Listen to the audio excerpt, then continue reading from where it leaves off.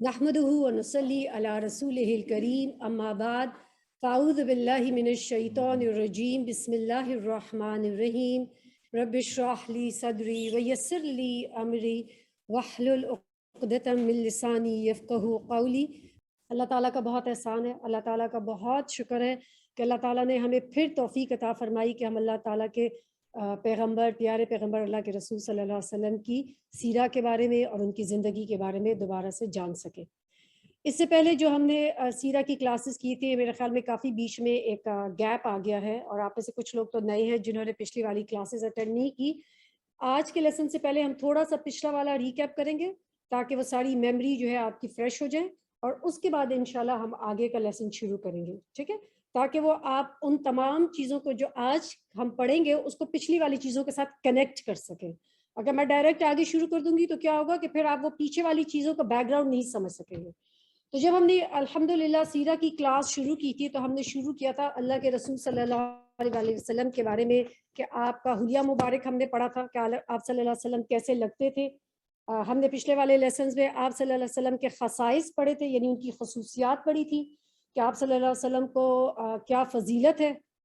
तो याद रखें कि 5 उलुल अज़म जो है वो पैगंबर हैं, ठीक है, जिनको तमाम पैगंबरों के ऊपर फौकियत है, जिनमें नूह अलैहिस्सलाम और इब्राहीम अलैहिस्सलाम और मूसा अलैहिस्सलाम और ईसा अलैहिस्सलाम और मोहम्मद सल्लल्लाहु अलैहि वसल्लम।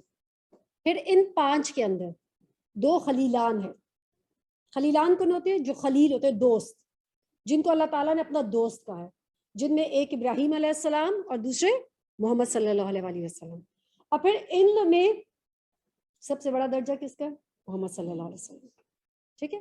अल्लाह सुब्हानहू ताला ने वो जो हदीस है जिसका मफहूम यह कि अल्लाह ताला ने अव्वल से लेकर आखिर तक जब तमाम लोगों के दिलों को देखा तो मोहम्मद सल्लल्लाहु अलैहि वसल्लम के दिल को सबसे बेहतरीन पाया, तो अल्लाह सुब्हानहू ताला ने आपको अपने आखिरी नबी के तौर पर चुन लिया और आपकी जो है आपके शर्फ में और आपकी इज्जत में अल्लाह ताला खुद फरमाते हैं मोहब्बत में कि अल्लाह और उसके रसूल सल्लल्लाहु अलैहि वसल्लम पे सलाम भेजते हैं और सलावत भेजते हैं, तो तुम भी भेजो। तो अल्लाह के रसूल सल्लल्लाहु अलैहि वसल्लम का जो दर्जा है और फिर हम जो अल्लाह के रसूल सल्लल्लाहु अलैहि वसल्लम के उम्मती हैं, मैं समझती हूँ कि हमें इस चीज़ की, इस बड़े रुतबे की एहसास यदि नहीं है कि हमें अल्लाह ताला ने कितना बड़ा दर्जा दिया हुआ है कि हम मोहम्मद सल्लल्लाहु अलैहि वसल्लम के उम्मती हैं।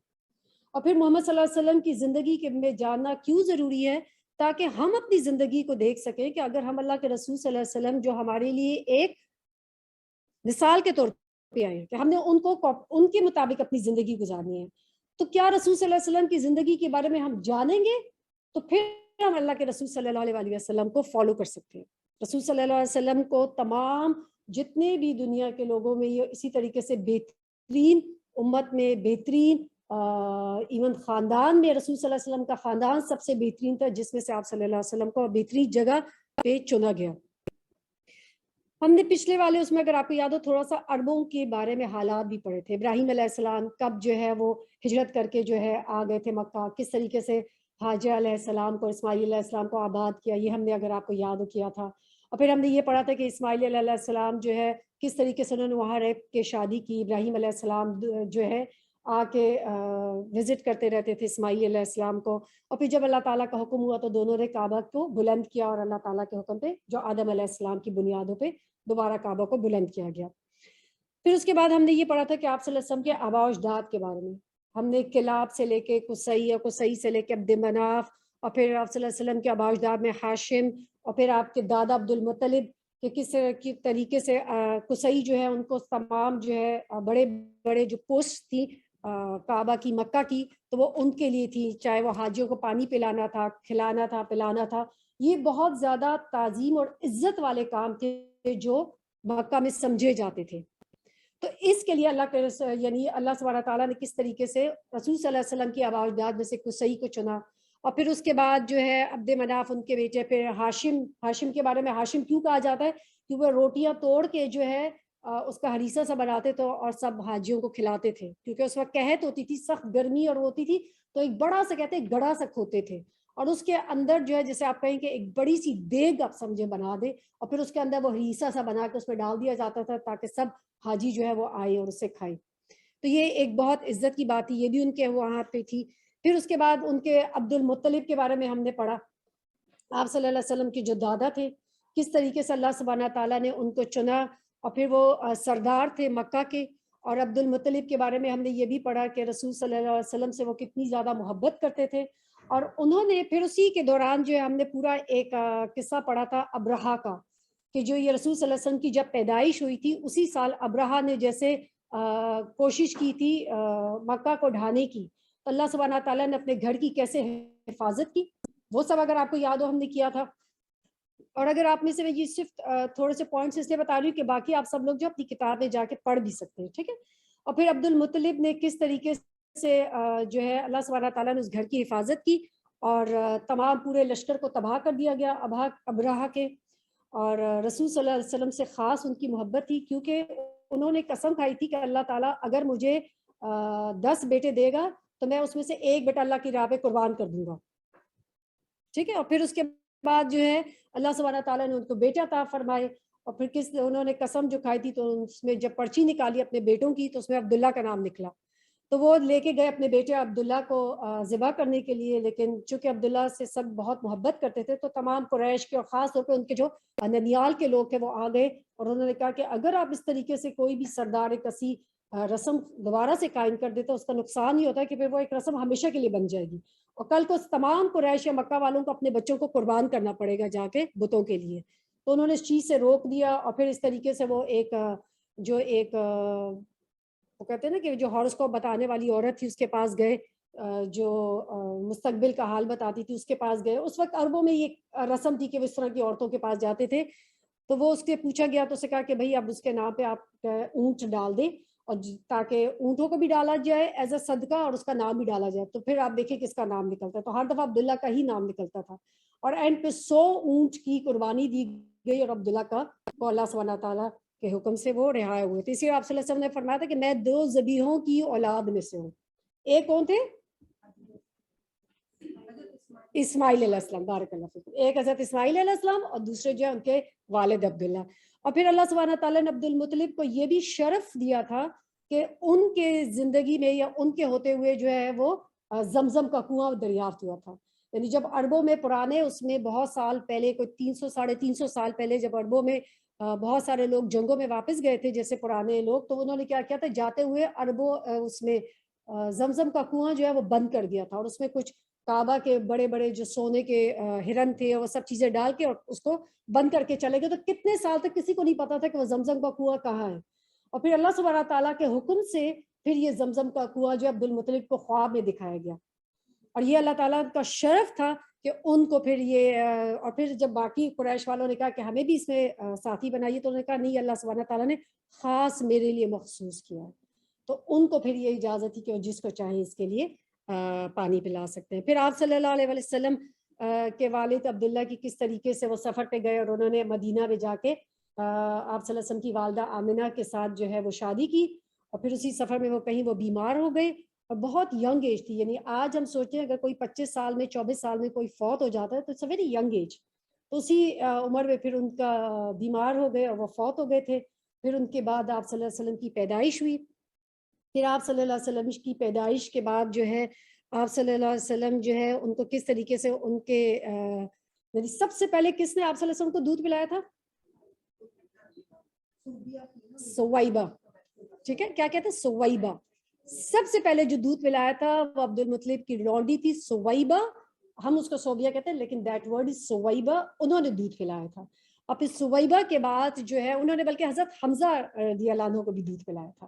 تو حضرت حمزہ آپ صلی اللہ علیہ وسلم کے چچا بھی تھے اور رضائی بھائی بھی تھے، کیونکہ ایج میں بہت کم ڈفرنس تھا دونوں کے. اور پھر اس کے بعد جو ہے عربوں میں ایک رسم تھی کہ اپنے بچوں کو وہ کیا کرتے تھے، دے دیتے تھے کہ تاکہ وہ شہر کی جو ایک رونق ہے اور بہت زیادہ وہ جو ہوتی ہے نا کہ اس میں ایک پیور ایک نیچر کے قریب نہیں ہوتے، تو ان کو اپنے بچوں کو بھیج دیتے تھے تاکہ وہ دور جا کے شہر سے ایسی گاؤں وغیرہ میں جیسے آج بھی لوگ کہتے ہیں وہاں کی ہوا صاف ہوتی ہے تو وہاں پہ. اور ایک بہت خاص بات یہ تھی کہ وہاں پہ ان کی زبان بہت صاف ہوتی تھی. آپ دیکھیں کہ ہمارے بھی جب شہر میں جو لوگ ہوں گے ان کی زبان کیا ہوگی، اس کے اندر اردو خالص نہیں ہوگی، سلینگ لینگویج آ جاتی ہے. لیکن جو لوگ باقی باہر کے اس میں علاقوں میں رہتے ہیں دیہات وغیرہ میں ان کی زبان بہت صاف ہوتی ہے. تو اسی طریقے سے خاص اور حلیمہ سعدیہ جو ہے اس کے لیے اللہ سبحانہ تعالیٰ نے ان کو چنا تھا کہ آپ صلی اللہ علیہ وسلم کی پرورش کے لیے. اور حلیمہ سعدیہ کی جو ان کا خاندان تھا وہ مشہور تھا اس بات میں کہ ان کو عربی زبان پہ بہت عبور حاصل تھا، اور ان کی عربی زبان بہت صاف تھی، اس کے اندر کوئی جو ہے سلینگ لینگویج نہیں تھی. اور پھر اس طریقے سے آپ صلی اللہ علیہ وسلم ان کے پاس رہے، اور اسی دوران جو ہے آپ صلی اللہ علیہ وسلم کے وہ جو واقعہ ہوا تھا کہ جب ان کا سینہ چاک کر کیا گیا تھا، وہ اپنے کچھ بچوں کے ساتھ، جیسے حضرت حلیمہ سعدیہ کے کچھ بچوں کے ساتھ کھیل رہے تھے، تو جبرائیل علیہ السلام آئے اور ان کو لٹا کے اور ان کا سینہ چاک کیا گیا اور آپ کا دل نکالا گیا، اس کو دھو کر اور پھر دوبارہ سے ڈال کے اور پھر آپ کو سی دیا گیا. تو پھر اس کے بعد جو ہے اور ویسے بھی بسائڈ دیٹ حضرت حلیمہ سعدیہ یہی فرماتی ہیں کہ جب اللہ کے رسول صلی اللہ علیہ وسلم ان کے گھر میں، حلیمہ سعدیہ فرماتی ہیں کہ آئے تھے تو ان کے گھر میں جو ان کے بہت ہی برے حالات تھے، فقر تھا، وہ سب خوشحالی میں بدل گیا. یعنی وہ اونٹنی کہ جو کبھی دودھ نہیں دیتی تھی وہ بھی ایسے دودھ دیتی تھی، بکریاں ایسے دودھ دیتی تھی کہ ہم پیٹ بھر کے میرے بچے جو ہے ہم سوتے تھے. تو ان کو اس چیز کا احساس ہو گیا تھا کہ اللہ کے رسول صلی اللہ علیہ وسلم کے اندر کوئی ایک خاص بات ہے، there is something جو اس کے ساتھ ریلیٹڈ ہے. آپ صلی اللہ علیہ وسلم کی وہ سب نے آپ نے سنا ہوا ہوگا کہ آپ صلی اللہ علیہ وسلم کی والدہ نے کہا تھا کہ جب آپ صلی اللہ علیہ وسلم پیدا ہوئے تھے تو میرے جسم سے لے کے شام تک کے محل جو ہے وہ روشن ہو گئے تھے، ایک ایسا ایک نور نکلا تھا میرے جسم سے. ٹھیک ہے، تو یہ آپ صلی اللہ علیہ وسلم کی وہ خصوصیات میں سے تھا. پھر آپ صلی اللہ علیہ وسلم 6 سال کے تھے تو آپ کی ماں کا انتقال ہو گیا. پھر آپ کے دادا نے آپ کی کفالت کر لی، اور آپ کی دادا آپ سے بہت محبت کرتے تھے، لیکن آپ 8 سال کے ہوئے تو آپ کے دادا کا بھی انتقال ہو گیا. پھر اس کے بعد آپ کے چچا ابو طالب نے آپ کی کفالت کی. ابو طالب جب تک زندہ تھے آپ صلی اللہ علیہ وسلم کی ہر وقت انہوں نے حفاظت کی تھی. and سبحان اللہ، جسٹ امیجن کہ ابو طالب خود ایمان نہیں لے کر آئے تھے، لیکن باوجود اس کے کہ ایمان نہیں لے کر آئے تھے پھر بھی آپ صلی اللہ علیہ وسلم کی انہوں نے ساری زندگی آپ صلی اللہ علیہ وسلم کی حفاظت کی تھی. تو جب وہ فوت بھی ہو رہے تھے تو اس میں ایک ایڈ کرتی جو تو آپ صلی اللہ علیہ وسلم کو بہت زیادہ اس چیز پہ زور دیتے تھے. آگے انشاءاللہ ہم پڑھیں گے کہ آپ کسی طریقے سے کلمہ پڑھ لیں تو میں اللہ تعالیٰ سے آپ کی سفارش کروں گا. لیکن اس وقت ابو جہل اور دوسرے لوگ عتبہ وغیرہ آ گئے اور انہوں نے کہا کہ کیا اب تم جو ہے جا کے اپنے آبا اجداد کے دین کو چھوڑ کے اب جو ہے نئے دین پہ فوت ہو؟ تو نے کہا کہ مجھے پتا ہے کہ آپ صحیح کہہ رہے ہیں، آپ صلی اللہ علیہ وسلم سے فرمایا، لیکن میں پسند کرتا ہوں کہ میں عبد المطلب کے دین پہ فوت ہوں. اور پھر اس طریقے سے وہ شرک میں فوت ہوئے تھے. اب آپ صلی اللہ علیہ وسلم کی زندگی میں 2 واقعات ہوئے تھے جو ہمیں پیچھے ہسٹری سے پتہ لگتے ہیں. یاد ہے کہ آپ صلی اللہ علیہ وسلم کی ماضی کی جو زندگی ہے نبوت سے پہلے کی، اس کے بارے میں ہم بہت کچھ نہیں جانتے. کچھ ایسے واقعات ہیں جو ہسٹری میں ریکارڈ کیے جاتے ہیں، ادروائز بہت زیادہ آپ کو کوئی ایسے واقعات نہیں ملیں گے. اور جو بہت سارے لوگ رسول صلی اللہ علیہ وسلم کے بارے میں جو لکھتے ہیں، علماء کہتے ہیں واللہ عالم وہ کہاں سے لکھتے ہیں، واللہ اللہ کے رسول صلی اللہ علیہ وسلم کے زندگی کے کچھ ہی ایسے واقعات ہیں. اور اس کے لیے اسی لیے بہترین کتاب کیا ہے؟ رحیق المختوم. تمام آپ سوچیں کہ جتنی بھی سیرہ کی کتابیں لکھی گئی ہیں ان میں سے سب سے اوتھینٹک چیزیں اٹھا کے رحیق المختوم میں ڈالی گئی ہیں، سب اوتھینٹک قصے. اور پھر اس کی آسان ورژن آپ کے پاس ہے، دیٹ از تجلیات نبوت. کیونکہ اس میں تھوڑی سی اردو ڈیفیکلٹ ہے، اس میں اردو جو ہے وہ آسان طریقے سے، یہ ان کا نیا ورژن ہے، اس لیے آپ تجلیات نبوت سے فائدہ حاصل کریں. آپ کی زندگی کے 2 واقعات ہیں جس میں جنگ فجار تھی، ٹھیک ہے، اور پھر ایک ہوئی تھی حلف الفضول. ٹھیک ہے، حلف فضول کیا تھا کہ جس میں آپ تمام قریش نے یہ حلف اٹھایا تھا کہ کوئی بھی اگر شخص جس کے ساتھ ناانصافی کی گئی تو اس کی تمام قریش والے یا تمام مکہ والے مل کے مدد کریں گے. ٹھیک ہے، یہ تو اس پہ ایک حلف اٹھایا گیا تھا، ایک ٹریٹی ہوئی تھی. آپ صلی اللہ علیہ وسلم اپنی ینگ ایج میں جب چھوٹے تھے کیا کرتے تھے؟ بکریاں چراتے تھے. اور یاد رکھیں کہ تمام جتنے بھی انبیاء تھے، تمام پیغمبر وہ بکریاں چراتے تھے. اور اس میں بھی اللہ تعالیٰ کی بہت بڑی حکمت ہے کہ کیوں بکریاں چراتے ہیں، why not something else. خاص بکریاں کیوں چراتے تھے؟ کیونکہ اس میں بھی آپ دیکھیں کہ بہت حکمت ہے. ایک انسان کے اندر صبر آتا ہے، پیشنس آتا ہے، تمام ان کی حفاظت آتا ہے، ان کو دوسرے جانوروں سے بچانا، یہ سب چیزیں اس میں شامل ہے جو ہم اگر پچھلے والے لیکچرز آپ سننا چاہتے ہو تو آپ جا کے سن سکتے ہیں جس میں ہم نے یہ ڈیٹیل سے ڈسکس کیا تھا. پھر آپ صلی اللہ علیہ وسلم جب جوان ہوئے تو آپ اپنے چچا ابو طالب کے ساتھ تجارت کرتے تھے. اور اس تجارت کے سفر میں ایک قصہ بھی ہے کہ جس میں آپ صلی اللہ علیہ وسلم جو ہے اپنے چچا ابو طالب کے ساتھ تجارت میں گئے تو ایک یہودی نے جب آپ صلی اللہ علیہ وسلم کو دیکھا تو اس نے یعنی اب یہ میں ساری اس کی نا سب کو نچوڑ بتا رہی ہوں جو پیچھے آلریڈی ہم کر چکے ہیں. ٹھیک ہے، تو پھر آپ صلی اللہ علیہ وسلم کو اس کے چچا سے ابو طالب سے اس نے کہا کہ آپ اس بچے کی بہت حفاظت کیجیے گا، کیونکہ اگر یہود اس کو دیکھ لیں گے تو اس کو قتل کر دیں گے، کیونکہ یہ اگلا نبی ہے۔ تو اس نے کہا کہ تمہیں کیسے پتہ لگا؟ تو نے کہا کہ جب آپ چل رہے تھے تو ایک بادل جو ان پہ سایہ کرتا، تمام جو درخت تھے وہ سجدہ کر رہے تھے رسول صلی اللہ علیہ وسلم پر، ٹھیک ہے۔ پھر اس کے بعد جو ہے آپ صلی اللہ علیہ وسلم جوان ہوئے، تجارت کرتے تھے، اور اسی تجارت میں آپ جو ہے حضرت خدیجہ رضی اللہ عنہ کا سامان بھی لے کے جاتے تھے، اور حضرت خدیجہ نے جب آپ کے ساتھ معاملہ کیا، جب بھی، اور آپ کہتے ہیں نا کہ کسی کو بھی آپ نے جاننا ہو کہ وہ اصلیت کیا ہے، تو کون سے طریقے؟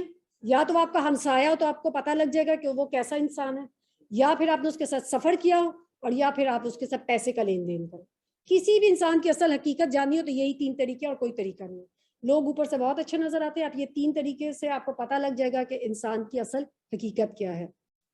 تجارت کے سفر میں حضرت خدیجہ رضی اللہ عنہ جو ہے انہوں نے اپنے غلام میسرہ کو بھی ساتھ بھیجا، تو میسرہ میں واپس آ کے حضرت خدیجہ کو بہت تعریف کی رسول صلی اللہ علیہ وسلم کی، اور بتایا کہ کس کس طریقے سے رسول صلی اللہ علیہ وسلم جو ہے ان کے خاص کچھ اس نے ایسی نشانیاں دیکھی تھی جو آ کے حضرت خدیجہ رضی اللہ عنہ کو مینشن کی، تو جس کی وجہ سے پھر آپ نے اپنی دوست کے ہاں آپ صلی اللہ علیہ وسلم کو شادی کا پیغام بھیجا، اور اس خدیجہ کی عمر تقریباً 40 سال کے قریب تھی، اور آپ صلی اللہ علیہ وسلم اس وقت 25 سال کے تھے۔ آپ کی تمام اولاد جو ہے حضرت خدیجہ رضی اللہ عنہا سے ہوئی، اور کسی سے بھی، کسی ازواج سے آپ کی کوئی اولاد نہیں ہوئی۔ پھر اس کے بعد جو قصہ آپ صلی اللہ علیہ وسلم کی کہ نبوت سے پہلے کا کہ کعبہ کو تعمیر کرنے کا، جب کعبہ جو ہے سیلاب وغیرہ میں ڈھا گیا تھا، دیواریں بالکل قریب تھی کہ گرنے والی ہو، تو اب قریش مجبور ہو گئے تھے کہ اب اس کو دوبارہ سے کھڑا کیا جائے۔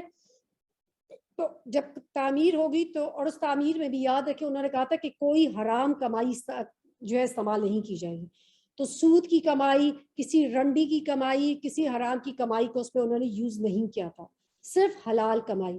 اب دو کہ آپ سوچیں کہ وہ مسلمان نہیں تھے، لیکن ان کے اندر بھی یہ اتنی جو سمجھداری تھی، اتنی حکمت تھی کہ کیا چیز حلال ہے اور کیا چیز حرام ہے۔ پھر کعبہ جب تعمیر ہو گیا تو حجر اسود کو لگانے کی باری آئی، تو جھگڑا شروع ہو گیا کہ کون لگائے گا، تو آپ صلی اللہ علیہ وسلم انہوں نے کہا کہ ٹھیک ہے، اب یہ کرتے ہیں کہ جو کعبہ میں سب سے پہلے داخل ہوگا وہ فیصلہ کرے گا حجر اسود کو کون لگائے۔ تو آپ صلی اللہ علیہ وسلم سبحان اللہ کعبہ میں سب سے پہلے دروازے سے داخل ہوئے، سب بڑے خوش ہوئے کہ واقعی آپ تو امین ہیں، صادق اور امین ہے آپ، you are the best person. اور اس طریقے سے آپ صلی اللہ علیہ وسلم نے یہ فیصلہ کیا ایک چادر کے اوپر رکھا جائے، اور وہ تمام 4 جو ہے بڑے بڑے قبائل وہ چادر کے کونے کو پکڑے، اور قریب لا کے پھر آپ صلی اللہ علیہ وسلم نے اپنے ہاتھوں سے اٹھایا، اور حجر اسود کو جو ہے نصب کیا گیا۔ تو یہ آپ صلی اللہ سبحانہ تعالیٰ کی، آپ سوچیں کہ یہ حکمت تھی کہ اللہ تعالیٰ نے آپ کے ذریعے یہ کام کرانا تھا، اور آپ کے ہاتھوں سے ہی جو ہے اسود کو کعبہ کے ساتھ نصب کروانا تھا۔ پھر وہی کہنا ہے آپ صلی اللہ علیہ وسلم، ایک ٹائم آ گیا کہ آپ صلی اللہ علیہ وسلم کو لوگوں سے بس وحشت ہونے لگتی تھی، آپ اکیلا رہنا پسند کرتے تھے، آپ کو سچے خواب آنے شروع ہو گئے تھے، آپ رات کو خواب دیکھتے تھے، صبح حقیقت ہو جاتا تھا۔ تو پھر آپ صلی اللہ علیہ وسلم نے کیا کیا کہ جیسے غار حرا میں جا کے اکیلے میں جا کے سوچ بچار کرتے رہتے تھے، غور و فکر کرتے رہتے تھے کہ زندگی کا کیا مقصد ہے، کیا چیز ہے کہ جس کے لیے اللہ تعالیٰ نے انسان کو بنایا ہے، وہ سب 4 باتوں پہ غور کرتے تھے۔ تو اللہ سبحانہ تعالیٰ نے پھر سب سے پہلی وحی نازل ہوئی، اور سب سے پہلی وحی میں جو ہے اللہ سبحانہ تعالیٰ نے جبرائیل علیہ السلام آئے اور آپ صلی اللہ علیہ وسلم کو زور سے دبوچا 3 دفعہ، اور پھر آپ کو سورۃ العلق کی پہلی آیات جو ہے نازل کی گئی۔ آپ صلی اللہ علیہ وسلم بہت زیادہ گھبرا گئے، آپ صلی اللہ علیہ وسلم واپس حضرت خدیجہ رضی اللہ عنہ کو کہا کہ زملونی ظلمونی، کہ مجھے اڑا دو، مجھے اڑا دو، آپ اتنے زیادہ پریشان ہو گئے۔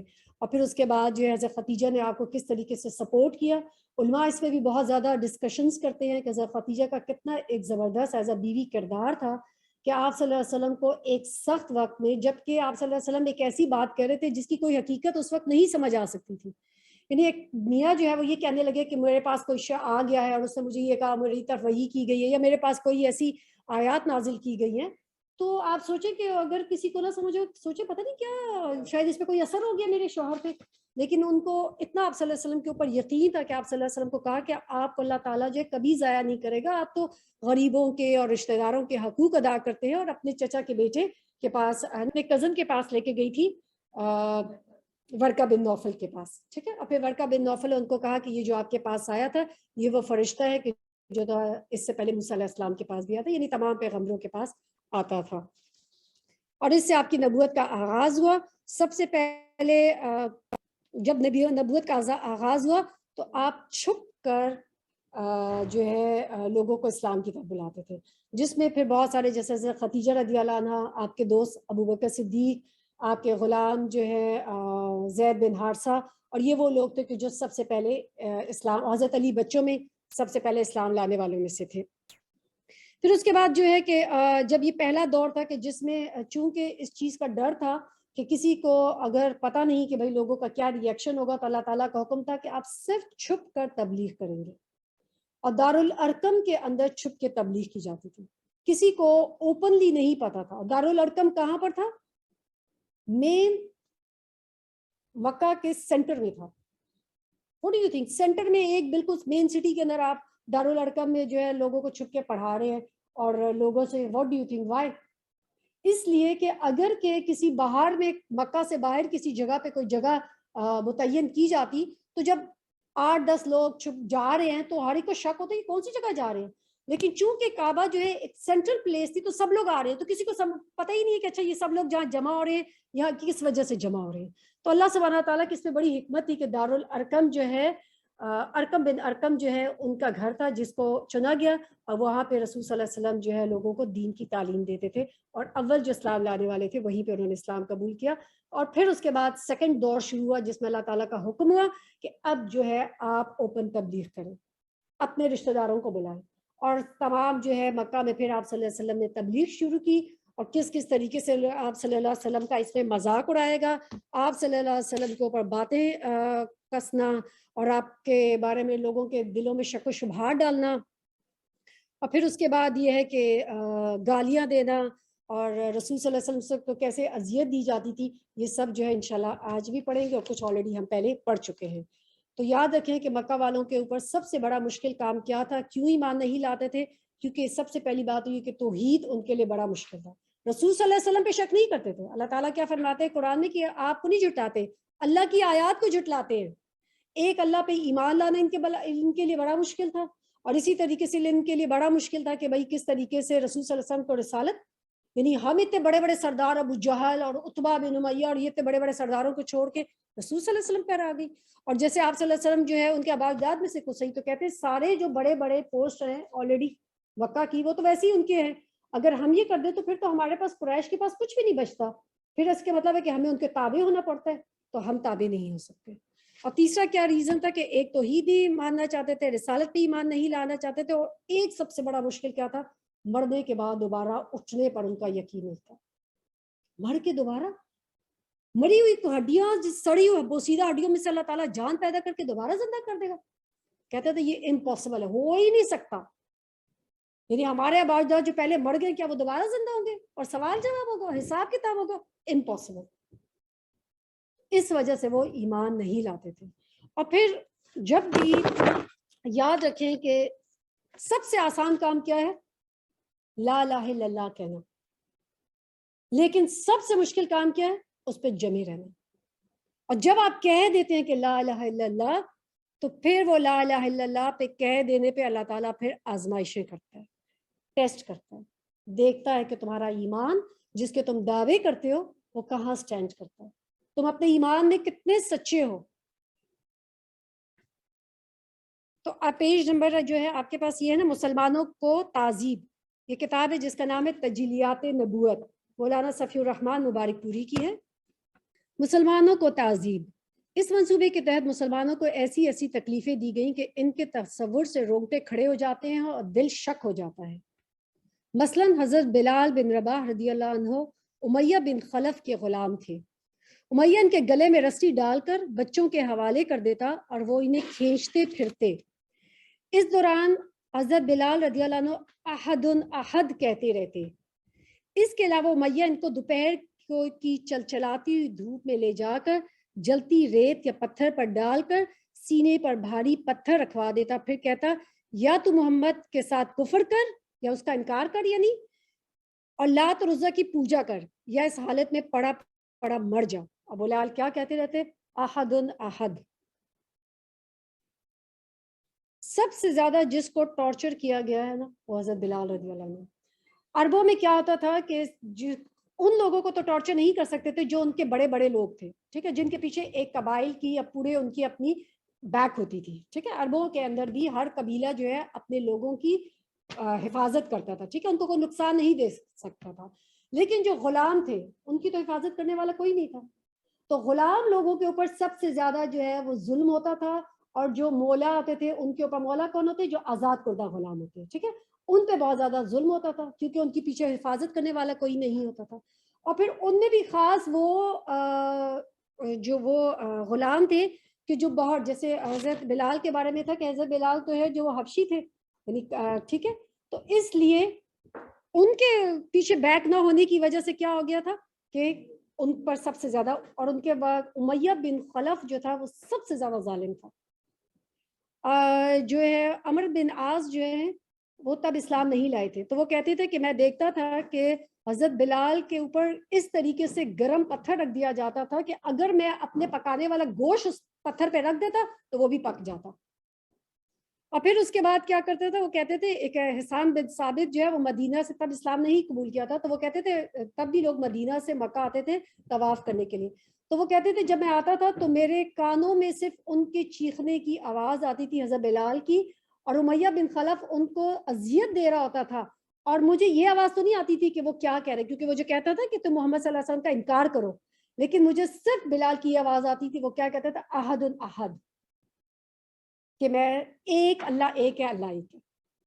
ایک روز ابو بکر رضی اللہ عنہ گزرے اور انہیں اسی طرح اذیت دی جا رہی تھی، تو انہیں خرید کر اللہ کے لیے آزاد کر دیا. سب سے زیادہ جنہوں نے آزاد کیا تھا غلام وہ حضرت ابو بکر صدیق رضی اللہ عنہ تھے. اور آپ دیکھیں کہ اللہ سبحانہ تعالیٰ کی نظر میں انسان کا غلام ہونا، فقیر ہونا، غریب ہونا میٹر نہیں کرتا. اللہ تعالیٰ کیا چیز دیکھتا ہے؟ اللہ تعالیٰ لوگوں کے دل کے اندر کا ایمان دیکھتا ہے.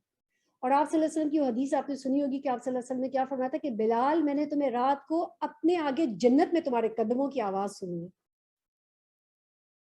کس کی آواز سنتے ہیں آپ؟ قدموں کی، جس سے آپ محبت کرتے ہیں.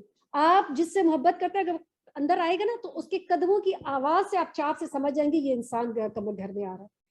اور پھر جب وحی ہوئی تھی جس میں کہ آذان کے بارے میں کلمات اللہ تعالیٰ نے صحابہ کو وحی کیے تھے، یاد رکھیں صحابہ کو بتا الہام کیے گئے تھے وہ الفاظ جو ہے آذان کے.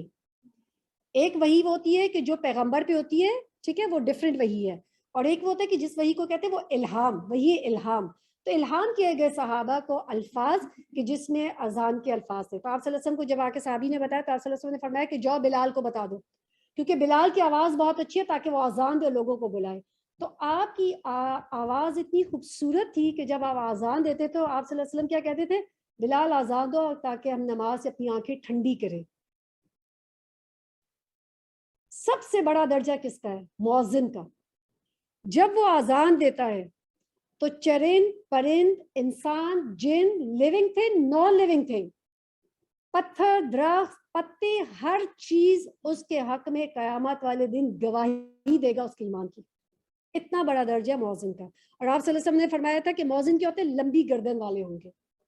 تو اس کا یہ مطلب نہیں کہ ان کی گردن لمبی ہوگی، اس کا مطلب یہ ہے کہ ان کا شرف زیادہ ہوگا، ان کا رتبہ زیادہ ہوگا، ان کو آنریبل کیا جائے گا، ان کو رسپیکٹ دی جائے گی سب سے زیادہ. ہم نے بھی بات کی تھی کہ وہ گواہی دے گی ہر چیز اس شخص کے لیے کہ جو اذان دیتا ہے. اور بلال رضی اللہ عنہ 5 دفعہ اذان دیتے تھے اور آپ صلی اللہ علیہ وسلم وہ اذان سنتے تھے. تو جس کی گواہی رسول صلی اللہ علیہ وسلم دیں گے تو سوچے کتنی بڑی گواہی ہوگی کہ آپ صلی اللہ علیہ وسلم ہر روز 5 دفعہ ان کی اذان سن رہے اور ان کے حق میں گواہی دیں گے.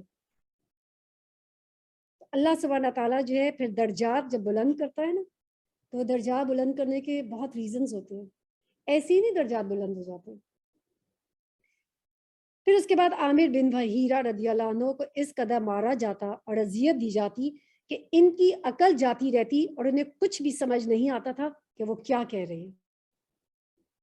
اتنا مارا جاتا تھا کہ جیسے کسی شخص کو کہہ دو نا کہ کچھ ان کو اتنا مارا جاتا تھا کہ ان سے کہا جاتا تھا کہ تم کہتے ہو کہ تم لات کی تمہارا خدا ہے، تو کہتے تھے ہاں ہے. یعنی علماء کہتے کہ ان کو اتنا مارا جاتا کہ اگر وہ چونٹی پھرتی ہوئی ہو نا تو اسے کہا جائے کہ یہ تمہارا خدا ہے تو کہہ دے کہ ہاں چونٹی میرا خدا ہے.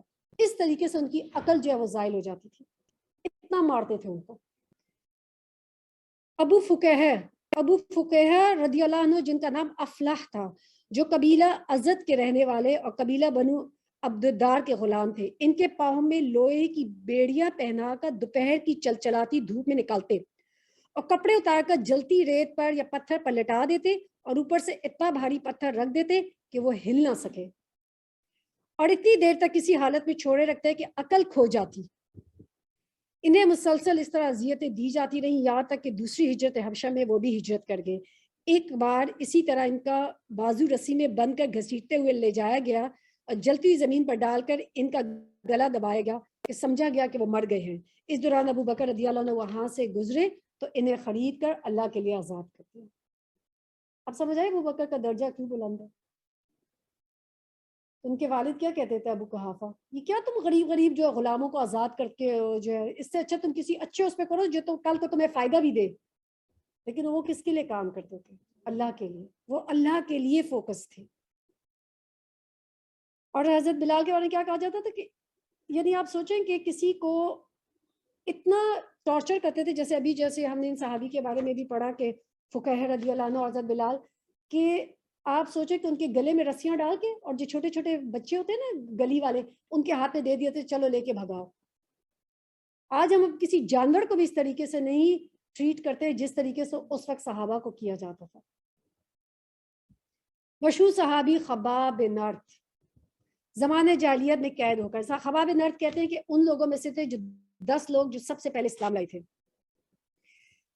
انہیں بنو خزاع کی ایک عورت ابو انمار بنی سبا بنت سبا نے خرید لیا، یہ لوہار تھے۔ جب مسلمان ہوئے تو ان کی مالکن لوہے کا جلتا ہوا ٹکڑا لے کر آتی، یعنی جیسے چمٹا ہوتا ہے، اب پیٹھ پر ڈال دیتی، یعنی کیا کرتی تھی کہ آپ کی پیٹھ کو جو ہے اس لوہے کے چمٹے کے ساتھ جلاتی تھی۔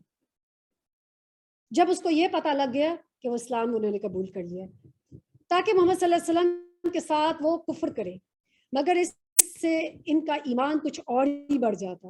انہیں مشرکین بھی سزائیں دیتے، کبھی گردن مڑوڑتے، کبھی بال نوچتے، کئی بار تو جلتے ہوئے کوئلوں پر ڈال کر سینے پر بھاری پتھر رکھ کر دیتے تاکہ وہ اٹھ نہ سکے۔ اور ان پر جو ہے کوئلوں کو کیا چیز جلا بجھاتی تھی؟ ان کے جسم سے جو چربی پگھلتی تھی تو اس سے وہ کوئلے بجھتے تھے۔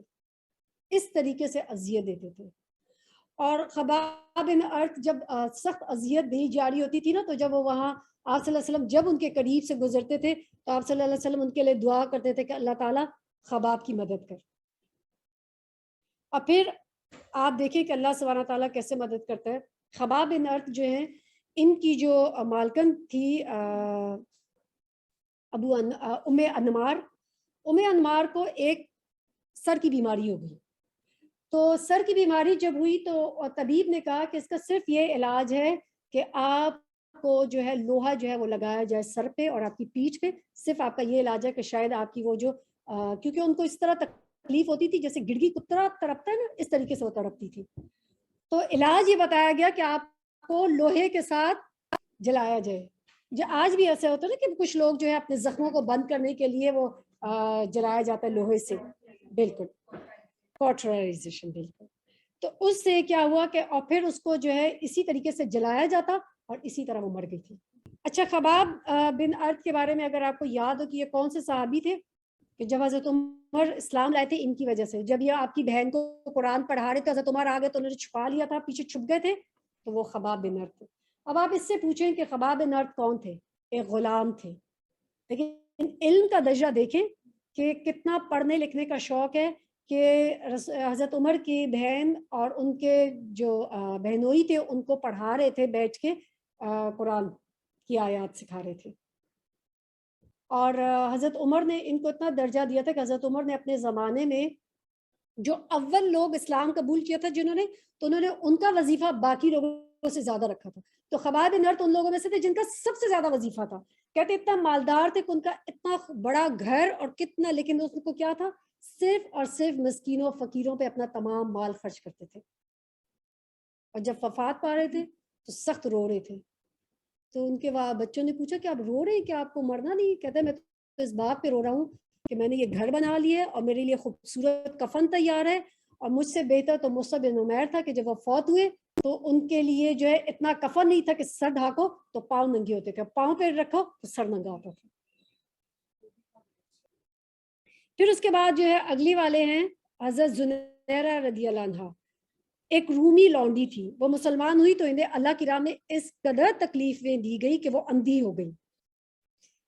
اس پر ان سے کہا گیا کہ تمہیں لات و عزا کی مار پڑ گئی ہے. تو انہوں نے کہا واللہ انہوں نے میرا کچھ نہیں بگاڑ سکتے, یہ تو اللہ کی طرف سے ہے اور اگر وہ چاہے تو اسے دور کر سکتا ہے. دوسرے دن صبح ہوئی تو واقعی اللہ نے ان کی نگاہ پلٹا دی. اس پر مشرکین کہنے لگے یہ تو محمد کا ایک جادو ہے صلی اللہ علیہ وآلہ وسلم. عبیس رضی اللہ عنہ بنو زہرہ کی ایک لونڈی تھی. ان کا مالک اسود بن عبد غیوس انہیں ستایا کرتا تھا. یہ رسول صلی اللہ علیہ وسلم کا بڑا کٹر دشمن تھا اور آپ صلی اللہ علیہ وسلم کا مذاق اڑایا کرتا تھا. بنو عدی کے عمر بن معمل کی ایک لونڈی مسلمان ہوئی تو انہیں عمر بن خطاب ستایا کرتے تھے. عمر بن خطاب کون ہے؟ حضرت عمر بن خطاب ان کو ستایا کرتے تھے. کیوں؟ کیونکہ وہ بھی مسلمان نہیں ہوئے تھے. چنانچہ نے اتنا مارتے کہ تھک جاتے اور پھر چھوڑ کر کہتے میں نے کسی مروت کی بنا پر نہیں بلکہ مارتے مارتے اکتا گیا ہوں اس لیے چھوڑ دیا ہے. وہ کہتی تیرا رب بھی تیرے ساتھ ایسا ہی کرے گا. اور جو لونڈیاں مسلمان ہوئی اور انہیں بھی ستایا گیا, ان میں نہدیہ اور ان کی صاحبزادی رضی اللہ عنہما کا ذکر کیا جاتا ہے. یہ دونوں عبدالدار کی ایک عورت کی لونڈی تھی. ابو بکر رضی اللہ عنہ نے حضرت بلال, عامر بن فہیرہ, ابو فقیہ رضی اللہ عنہم کی طرح سب لونڈیوں کو بھی خرید کر آزاد کیا. اس پر ان کے والد ابو قحافہ نے بطور عتاب یعنی ڈانٹتے ہوئے کہا کہ میں دیکھتا ہوں کہ تم کمزور گردنیں آزاد کر رہے ہو, اگر طاقتور مردوں کو آزاد کرتے تو وہ تمہارا بچاؤ بھی کر سکتے. تو ابو بکر رضی اللہ عنہ نے فرمایا میں اللہ کی رضا چاہتا ہوں. اس پر اللہ نے ان کی تعریف کی اور ان کے دشمنوں کی مذمت میں قرآن میں فرمایا. پھر اللہ تعالیٰ نے یہ فَأَنذَرْتُكُمْ نَارًا تَلَظَّىٰ کہ یعنی میں نے تم کو ڈرا دیا ایک بھڑکتی ہوئی آگ سے جس میں نہیں داخل ہوگا مگر وہی جو بدبخت ہے جس نے جھٹلایا اور منہ پھیرا. یعنی یہ کون تھا؟ امیہ بن خلف اور اس کے جیسے تمام وہ لوگ.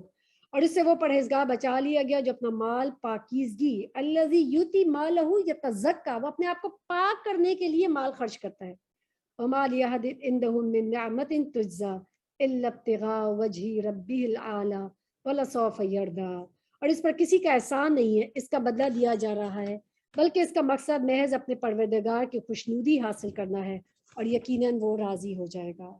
اور یہ ہے ابو بکر صدیق رضی اللہ عنہ, اللہ ان سے بھی راضی ہو اور انہوں نے جو غلام و لونڈیوں کو آزاد کیا ان سے بھی اور تمام صحابہ کرام سے بھی. اس کے علاوہ ہیں عمار بن یاسر اور ان کے والدین کو بھی سزائیں دی گئیں. وہ بنو مخزوم کے اتحادی یعنی حلیف تھے, مینز ان کے اتحادی تھے, جن کا سردار کون تھا؟ ابو جہل.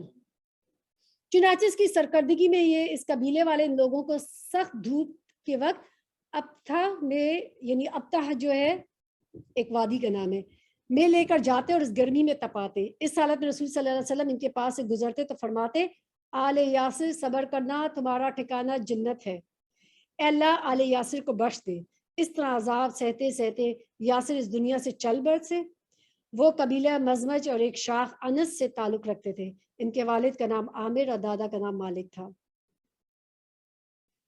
حضرت عمار کی والدہ کا نام سمیہ بنت خیاط تھا. وہ ابو حذیفہ مخزومی کی لونڈی تھی, بہت بوڑھی اور کمزور ہو چکی تھی. انہیں کمبخت ابو جہل نے شرمگاہ میں نیزہ مارا اور اس سے وہ شہید ہو گئی اور یہ اسلام کی سب سے پہلی شہیدہ ہے. جنت کیسے ملتی ہے؟ اتنی آسانی سے نہیں ملتی. اب آپ دیکھیں کہ اس طریقے سے کس طریقے سے ان لوگوں نے جنت کمانے کے لیے کیا کیا محنتیں کی. باقی رہا عمار تو عذاب ان کی برداشت سے باہر ہو گیا. مشکین سخت گرمی کے دنوں میں کبھی انہیں لوہے کی ذرہ پہنا دیتے, کبھی سینے پر سرخ بھاری پتھر رکھ دیتے, کبھی پانی میں ڈبو دیتے, یہاں تک کہ ایک روز انہوں نے مجبوراً ان کے مطلب کی بات کہہ دی لیکن دل ایمان سے بھرا ہوا تھا.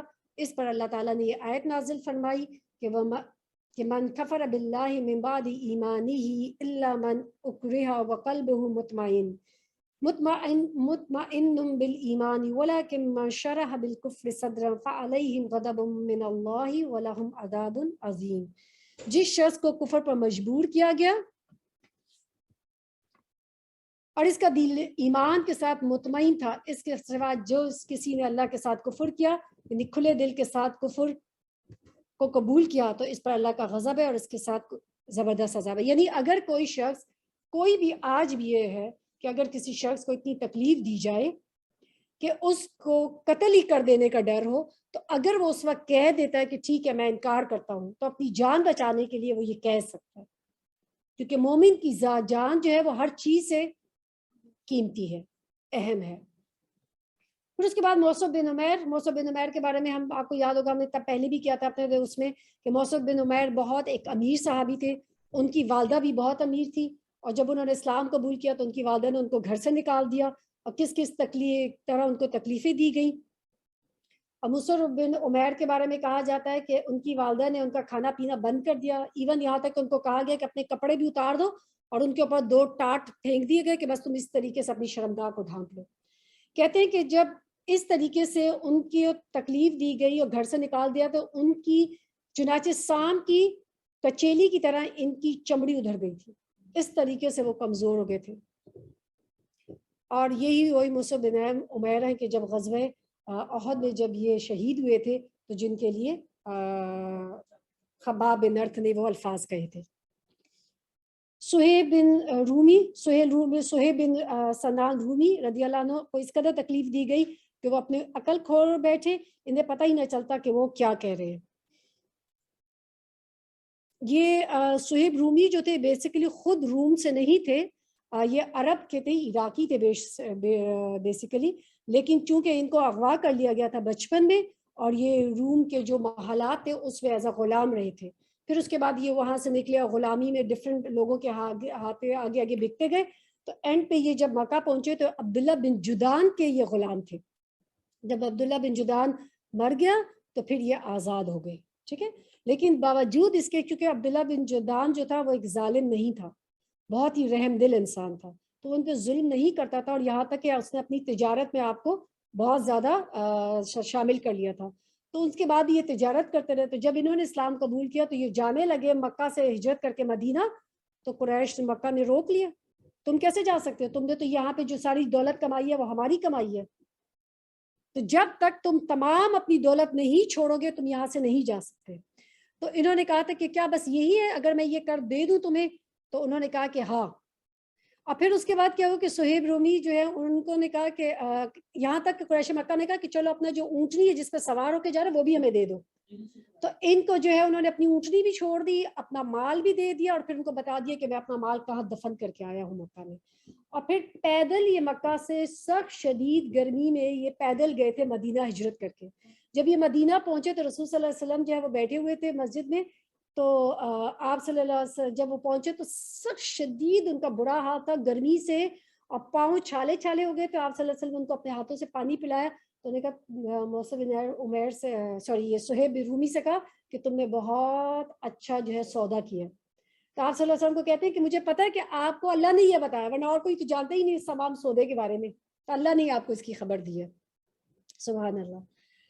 اور پھر اس کے بعد یہ کہ حضرت عثمان بن عفان رضی اللہ عنہ کو بھی طرح طرح سے ستایا گیا, جبکہ آپ سوچیں یہ امیر ترین صحابہ میں سے, لیکن ان کو بھی ان کے چچا جو ہے وہ کھجور کی چٹائی میں لپیٹ کر نیچے سے آگ کی دھونی دیتے تھے, اس طرح ستایا جاتا تھا.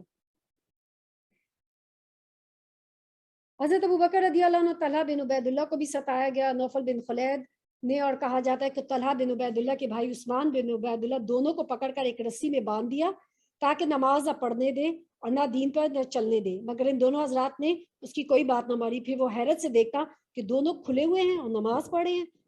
چونکہ دونوں ایک ساتھ رسی میں باندھے گئے تھے اس لیے انہیں کریم کہا جاتا ہے, کریم کے بھائی نے ایک ساتھ ملائے گئے. ابو جہل کا حال یہ تھا کہ جب وہ کسی شریف اور بچاؤ کے طاقت رکھنے والے آدمی کے اسلام لانے کی خبر سنتا تو اسے ڈانٹتا, پھٹکارتا, دھمکیاں دیتا, مال اور عزت کے سخت نقصان پہنچاؤں گا اس طرح کی دھمکیاں دیتا, اور اگر کمزور آدمی اسلام لاتا تو اسے خوب مارتا اور دوسروں کو بھی اس کی شے دیتا. اور آپ دیکھیں کہ ابھی سب سے پہلے بھی ہم نے پڑھا کہ حضرت سمیہ کو کس طریقے سے اس نے ان کی شرمگاہ میں نظام آ کے شہید کر دیا تھا. یہ زیادتیاں تو کمزور اور عام مسلمانوں کے ساتھ ہو رہی تھی, لیکن بڑوں معزز لوگوں میں سے بھی مشرکین کو ہاتھ اٹھانے سے پہلے بار بار, یعنی اب بڑے جو لوگ تھے ان کو ہاتھ اٹھاتے ہوئے ڈرتے تھے. ٹھیک ہے, کیوں؟ ان کے پیچھے اپنے قبیلے کی سپورٹ تھی، بیک تھی، تو اس کے لیے وہ پھر ان کو نہیں نقصان دے سکتے تھے۔ اب آزمائش کیوں آتی ہے؟ کیوں اللہ تعالیٰ بندوں کو آزماتا ہے؟ اب آپ سوچیں صحابہ جو تمام چنے ہوئے لوگ تھے، کیوں ان پہ تکلیفیں آئی تھیں؟ چاہے وہ ہم پیچھے دیکھتے ہیں موسیٰ علیہ السلام، عیسیٰ علیہ السلام، کہ اس میں سب پڑھتے ہیں، کیوں اللہ تعالیٰ کسی بھی کو آزمائش دیتا ہے؟ کیونکہ یاد رکھیں سب سے پہلی بات، اللہ جس سے محبت کرتا ہے نا اسے آزمائش میں مبتلا کرتا ہے۔ ہم کس کو سمجھتے ہیں کہ اللہ تعالیٰ کی محبت، اگر اللہ تعالیٰ مجھے مال دے رہا ہے تو اس کا مطلب اللہ مجھ سے راضی ہے، مجھ سے بڑی محبت کرتا ہے۔ اللہ تعالیٰ جو ہے اگر مجھے دنیا میں نواز رہے، صحت دے رہا ہے، اولاد دے رہا ہے، مال دے رہا ہے، تو اس کا مطلب یہ ہے کہ بس اللہ مجھ سے بڑا خوش ہے۔ لیکن اللہ کی نظر میں دنیا کی کوئی وقت نہیں ہے، حیثیت ہی نہیں ہے۔ اللہ کے سامنے دنیا کی حیثیت ایک مچھر کے پڑ کے برابر بھی نہیں ہے۔ تو اللہ سبحانہ تعالیٰ جب کسی سے محبت کرتا ہے تو اس کو آزمائش میں مبتلا کرتا ہے۔ محمود بن لبید رضی اللہ عنہ سے روایت ہے کہ نبی کریم صلی اللہ علیہ وسلم نے فرمایا کہ اللہ تعالیٰ جب کسی قوم سے محبت کرتا ہے تو انہیں آزمائش میں مبتلا کرتا ہے، پھر جو شخص صبر کرتا ہے اس سے صبر ملتا ہے، اور جو جزا فضا کرتا ہے اس کے لیے جزا فضا ہے۔ اب ہم سب اپنے اپنے گریبان میں جھانکیں نا، اگر کوئی مشکل آتی ہے تو میرا کیا رویہ ہوتا ہے؟ صبر والا کہ جزا فضا؟ ہائے مجھ بھی کیوں تکلیف آ گئی، میرے ساتھ جو ہے میرے بہن بھائی تو بڑے خوش ہیں، ان کے اوپر تو کوئی تکلیف نہیں ہے، جیسے میں نے قرآن کلاس جوائن کی ہے میرے پہ اتنی تکلیفیں آ گئی۔ یا پھر آپ کو لوگ آ کے اس چیز کے لیے کہیں گے دیکھیں تم نے قرآن کلاس جوائن کی ہے کتنی مشکل آ گئی ہے، شوہر ناراض ہو گیا ہے، بچے بھی تم سے سارا وقت خفا رہتے ہیں، سارا وقت اپنی کلاس میں بزی رہتی ہے۔ چاہے کوئی عورت کوئی بھی دنیا کے تمام جو ہے تعلیمات حاصل کر لے، اس پہ کسی کو اعتراض نہیں ہوگا، لیکن آپ جب بھی دین کے لیے نکلے ہر ایک کو ایشو ہو جائے گا۔ اب آپ صحابہ کو چھوڑے کہ اگر ہم سوچیں اگر آج کے دور میں مصعب بن عمیر جیسا کوئی ہوتا اور اپنا سب مال دولت گھر بار چھوڑ کے نکل جاتا تو ہم اس کو کیا سمجھتے تھے؟ کیا پاگل ہے انسان، مجنون ہے یہ؟ لیکن واقعی صحابہ جو ہے وہ کہتے تھے کہ حضرت حسن بصری کہتے ہیں کہ اگر تم صحابہ کے دور میں ہوتے تو تم ان کو مجنون سمجھتے کہ وہ ہر چیز دین کے لیے چھوڑ دیتے تھے۔ پھر اس کے بعد یہ ہے کہ جب اللہ تعالیٰ آزمائش دیتا ہے تو کیا ہوتا ہے؟ یہ درجات کی بلندی کا ذریعہ۔ جب مومن کچھ کرتا رہتا ہے پھر ایک ٹائم آتا ہے کہ اس کے تمام وہ رک جاتی ہے، اب وہ کہیں سے امپروو نہیں کرا تو اللہ تعالیٰ کیا کرتا ہے؟ اس کو تکلیف میں ڈال دیتا ہے۔ اب کیا ہوگا؟ تکلیف آئے گی تو کہتے ہیں نا کہ مومن کو کانٹا بھی چبھتا ہے تو اس کے بدلے اس کے گناہ معاف ہوتے ہیں۔ ابھی پچھلے ہم بخاری کی کلاس میں پڑھے تھے کہ وہ صحابی تھے نا جو اس کے قرآن کے مفسر تھے، نام ایک دم میرے ذہن سے نکل گیا، ٹھیک ہے، تو وہ اس میں ان سے جب انہوں نے جب یہ حدیث سنی نا کہ اللہ تعالیٰ جو ہے گناہ معاف کرتا ہے اگر مومن کو کانٹا بھی چبھے، تو انہوں نے رسول صلی اللہ علیہ وسلم سے پوچھا کہ اگر مجھے بھی کوئی تکلیف ہوگی تو اللہ تعالیٰ میرے گناہ معاف کرے گا؟ ابی بن کعب، ٹھیک ہے، تو آپ صلی اللہ علیہ وسلم نے فرمایا کہ ہاں۔ تو انہوں نے اللہ تعالیٰ سے دعا کی کہ یا اللہ آپ مجھے بخار دے دیں تاکہ میرے گناہ معاف ہوتے رہے، اور جو ہے لیکن وہ بخار جو ہے میری عبادات میں اور میرے دین کے کاموں میں جو ہے وہ بیچ میں کوئی رکاوٹ نہ آئی اس کی وجہ سے۔ تو کہتے ہیں کہ ان کی دعا اللہ تعالیٰ نے قبول کی، اور ابی بن کعب کو مرتے دم تک جو ہے وہ ان کو بخار رہتا تھا، کوئی ان کو ہاتھ لگاتا تھا تو ان کا جسم جل رہا ہوتا تھا، لیکن دین کے کاموں کو ان کو وہ چیز نہیں روک سکے۔ تو اس طریقے سے کیونکہ صحابہ جو ہے نا جنت اپنی آنکھوں سے دیکھ رہے ہوتے تھے۔ حضرت ابو ہریرہ رضی اللہ عنہ سے روایت ہے کہ رسول صلی اللہ علیہ وسلم نے فرمایا آدمی کا اللہ کے پاس ایک مقام ہوتا ہے جسے وہ اپنے عمل سے نہیں پا سکتا، چنانچہ اللہ تعالیٰ اسے آزمائش میں مبتلا کرتے ہیں جسے وہ ناپسند کرتا ہے یہاں تک کہ وہ اس مقام کو پا لیتا ہے۔ تو آزمائشیں اگر آ جائیں تو اس پہ صبر کریں، ہو سکتا ہے کہ ہمارے بھی کچھ مقام ہو جس پر ہمیں اللہ تعالیٰ پہنچانا چاہتا ہو، تو اللہ تعالیٰ سے ہمیشہ اچھی امید رکھنی چاہیے۔ پھر نبی صلی اللہ علیہ وسلم سے محبت کرنے والے کی طرف آزمائشوں کا آنا بھی ہوتا ہے۔ خالی اللہ سے محبت کے لیے تو آزمائش ہوتی ہے، یاد رکھیں کہ رسول صلی اللہ علیہ وسلم سے بھی محبت کی وجہ سے آزمائش ہوگی۔ کہنا بڑا آسان ہے لا الہ الا اللہ محمد رسول اللہ، لیکن جب آزمائشیں آتی ہیں تو پھر ہم پیچھے ہٹنے شروع ہو جاتے ہیں۔ حضرت عبداللہ بن مغفل کہتے ہیں کہ ایک شخص نبی کریم صلی اللہ علیہ وسلم کے پاس آیا، کہا اے اللہ کے رسول صلی اللہ علیہ وسلم، اللہ کی قسم میں آپ صلی اللہ علیہ وسلم سے محبت کرتا ہوں۔ آپ صلی اللہ علیہ وسلم نے اسے کہا جو مجھ سے محبت کرتا ہے تو اس کی طرف آزمائش اس سیلاب سے بھی تیز رفتاری سے آتا ہے جو اپنے بہاؤ کی طرف تیزی سے چلتا ہے. یعنی جو بہاؤ جو ہے تیزی سے ڈھلان کی طرف چلتا ہے, اس سے زیادہ تیزی سے اس پہ آزمائشیں آتی ہیں جو اللہ کے رسول صلی اللہ علیہ وسلم سے محبت کے دعوے کرتا ہے. تو اس کا مطلب کیا ہے کہ ہم دعوے نہ کریں, محبت نہ کریں اللہ کے رسول صلی اللہ علیہ وسلم سے؟ نہیں, جو اللہ اور رسول سے محبت کرتا ہے اللہ اور رسول ان سے محبت کرتا ہے. ان کی محبت ہی تو جنت میں داخلہ ہے. تو اس لیے ایمان ہی مکمل ہے. تو محبت اگر کہہ رہے ہیں تو پھر تو کرنی ہوگی, پھر تو آزمائشیں آئیں گی. اور یہی تو اگر آپ دیکھیں کہ کیا کہتے تھے بنی اسرائیل, وہ جو اسرائیل, ہم اللہ کے بیٹے ہیں, اللہ کے پسندیدہ, اللہ کے چنے ہوئے ہیں, اللہ تعالیٰ ہمیں کبھی عذاب نہیں دے گا. تو دنیا میں اللہ تعالیٰ کی نافرمانی کرتے ہوئے, رسول صلی اللہ علیہ وسلم کی نافرمانی کرتے ہوئے اگر کہ کسی کو نعمتیں مل رہی ہیں تو یہ اس کے لیے استدراج ہے. اللہ تعالیٰ آہستہ آہستہ اس کو برائی اور آزمائش اور کہتے ہیں نا جہنم کی طرف لے کے جا رہے ہیں. تو اس لیے اگر کہ نعمتیں جو ہیں انسان کے ایمان کے ساتھ ہیں تو ویل اینڈ گڈ, لیکن اگر نعمتیں جو ہیں وہ نافرمانی کے ساتھ ہیں تو پھر انسان کو ڈرنا چاہیے. موسیٰ بن سعد اپنے والد سے روایت کیا کہ میں نے عرض کیا کہ اللہ کے رسول صلی اللہ علیہ وسلم کون لوگ زیادہ آزمائش میں مبتلا کیے جاتے ہیں؟ آپ صلی اللہ علیہ وسلم نے فرمایا انبیاء, پھر ان کی نسل, اور پھر ان کی نسل, پھر انسان اپنے دین کے مطابق آزمائش میں مبتلا کیا جاتا ہے. اگر دین پر سختی سے کاربند ہو تو سخت آزمائش ہوتی ہے, اگر دین میں نرم ہو تو آزمائش بھی اس کے مطابق ہوتی ہے. پھر وہ آزمائش اس وقت چھوڑتی ہے جب بندہ زمین پر اس حال میں چلنے لگتا ہے کہ اس پر کوئی گناہ نہیں ہوتا. یعنی اس طریقے سے اللہ تعالیٰ آزمائشوں کی وجہ سے اس کو گناہوں سے پاک کر دیتے ہیں کہ وہ زمین پر چل رہے وداؤٹ اینی گناہ. آزمائشیں گناہوں سے پاک کرتی ہیں. رسول صلی اللہ علیہ وسلم نے فرمایا مومن مرد عورت پر ہمیشہ آزمائش رہتی ہے, کبھی اس کی ذات, کبھی اولاد میں, کبھی مال میں, یہاں تک کہ جب وہ اللہ تعالیٰ سے ملاقات کرتا ہے تو گناہوں سے پاک ہو جاتا ہے. آج اگر ہم دیکھ لیں کوئی بھی گھر کوئی ایسا ہے کہ جس میں کوئی تکلیف نہ ہو, کسی کو مال کی تکلیف ہے, کسی کو اولاد کی طرف سے, کسی کو صحت کی طرف سے, کچھ نہ کچھ ہر ایک کی طرف ایک ٹیسٹ ہے. ہر ایک انسان اس وقت اپنی ایک آزمائش اور ٹیسٹ سے گزر رہا ہے. لیکن کس کے لیے انعامات ہیں, کس کے لیے خوشخبریاں ہیں؟ کہ جو ثابت قدم ہے, جو صبر کر رہا ہے, جو جزا فضا نہیں کر رہا, جو شکایتیں نہیں کرتا, جو اللہ تعالیٰ سے ناراض نہیں ہوتا, اللہ تعالیٰ کے فیصلوں پہ راضی ہو جاتا ہے. الحمدللہ اللہ کلی حال, ہر حال میں اللہ کا شکر, تمام تعریف اللہ کی ہر حال میں. پھر جتنی بڑی آزمائش ہوگی اتنا بڑا اجر بھی ہوگا. جتنے زیادہ آپ جڑے رہیں گے, جتنی بڑی آزمائش ہے اللہ تعالیٰ اتنا بڑا اجر دے گا. اللہ تعالیٰ جب کسی قوم سے محبت کرتا ہے تو انہیں آزمائش میں مبتلا کر دیتا ہے. بس جو راضی ہو جائے اس کے لیے رضا, اور جو ناراض ہو اللہ سے اس کے لیے اللہ کی ناراضگی. ہم سب اپنی آزمائش میں دیکھ لیں کہ جب ہمارے اوپر تکلیف آتی ہے تو ہم کیا کرتے ہیں؟ ہم اللہ تعالیٰ سے جزا فضا کرتے ہیں, ناراض ہوتے ہیں, گلے شکوے کرتے ہیں. میں نے تو ساری زندگی دین کے لیے لگا دی, اللہ تعالیٰ آپ نے میرے ساتھ یہ کیوں کیا؟ ایسا ویسا تھامتے ہیں اللہ تعالیٰ.